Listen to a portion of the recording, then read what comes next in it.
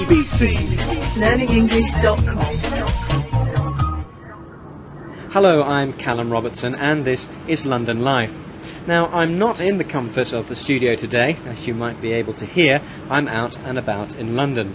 To be exact, I'm in a street called Pudding Lane. And it was here in this street that 440 years ago, in September 1666, the Great Fire of London began. To tell us a bit more about the fire and this particular location, I've been joined by James Clare, who is the historic buildings architect for the City of London. James, 440 years ago, at the time of the Great Fire, what was London like? London was a very large medieval city, one of the major cities in Europe, and it was full of timber buildings which were a great fire hazard. The streets were very narrow, there were courtyards which were very cramped, the houses were subdivided and multi-occupied by families and people. The houses being made of wood, mostly, and the streets being very narrow, there was a real danger of fire throughout London. And we're here in Pudding Lane, where the fire started. What do we know of how it started?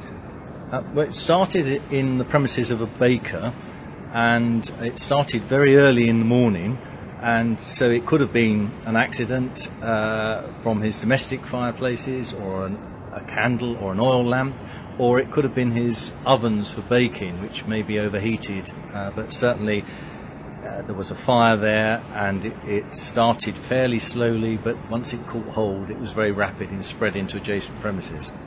And I suppose because the streets were so narrow and the buildings were made of wood, it was really a disaster waiting to happen. Absolutely. There were fires every so often, but none were as great as this. Compared to earlier fires, it took hold and it was fanned by a very strong wind from the east, which pushed the fire across the city towards the west. And there was very little, if anything, that people could do to fight the fire at that time, although efforts were made to. And how long did the fire last?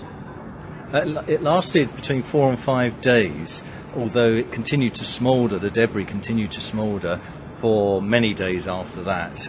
How did the fire finally come to an end? Did it burn itself out? It certainly had burnt so much of the city that there was relatively little left to burn.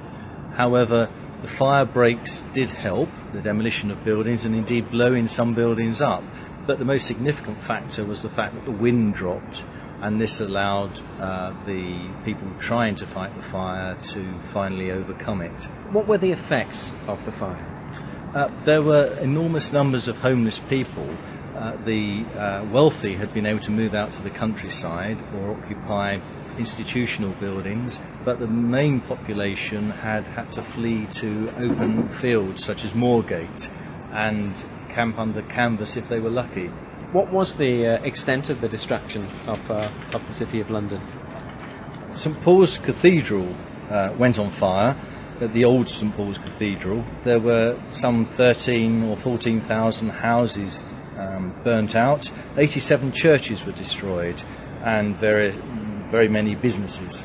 Was there any good news to come out of the destruction of the City of London at that time? Well, I guess the good news was that they were able to recover in a remarkably quick period of time.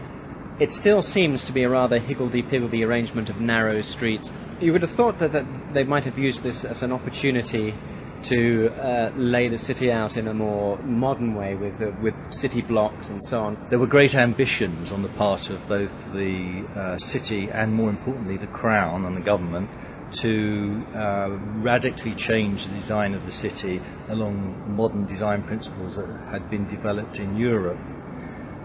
This involved broad avenues with beautiful buildings lining the avenues, but the reality was that there were hundreds and thousands of owners of the old buildings, and they wanted to rebuild their properties as quickly as possible.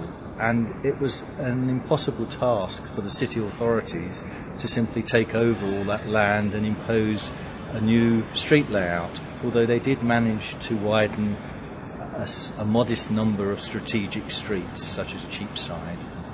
So, in a sense, that London became a modern city with a medieval layout.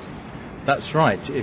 If you walk the city today, it's still very much the medieval street pattern, and that's one of the features of the City of London which distinguish it from other cities. It has that character. James Clare, thank you very much. Thank you very much, Callum. Well, that's all from this special edition of London Life from Pudding Lane. BBC. LearningEnglish.com.